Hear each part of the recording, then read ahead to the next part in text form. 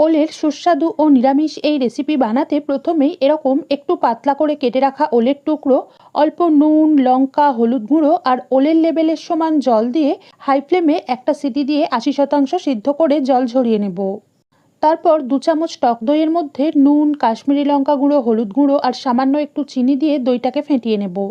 এবার কড়াইতে সর্ষের তেল গরম করে কালো জিরে ও চেরা কাঁচা লঙ্কা ফোড়ন দিয়ে কয়েক সেকেন্ড সাঁতলে ফ্যাটানো দইয়ের মিশ্রণ এবং পাত্রটা ধুয়ে অল্প একটু জল মিশিয়ে কিছুক্ষণ কষে নেওয়ার পর মশলা থেকে এরকম তেল আলাদা হতে শুরু করলেই সিদ্ধ করা ওলের টুকরো মিশিয়ে গ্যাস কমিয়ে মিনিট 2 কষে নেব। সেই সময়ে কালো ও হলুদ সর্ষে আর পোস্ত প্রথমে জল ছাড়াই শুকনো মিহি করে গুঁড়িয়ে কাঁচা লঙ্কা, সর্ষের তেল ও অল্প জল দিয়ে বেটে নেব। এবার ওলের মধ্যে সর্ষে ও পোস্ত বাটার মিশ্রণ এবং অল্প একটু জল মিশিয়ে 3 থেকে 4 মিনিট রান্না করার পর তরকারিটা এরকম মাখা মাখা হয়ে এলে গ্যাস বন্ধ করে কাঁচা সর্ষের তেল ছড়িয়ে কিছুক্ষণ ঢেকে রেখে নামিয়ে নিতে হবে।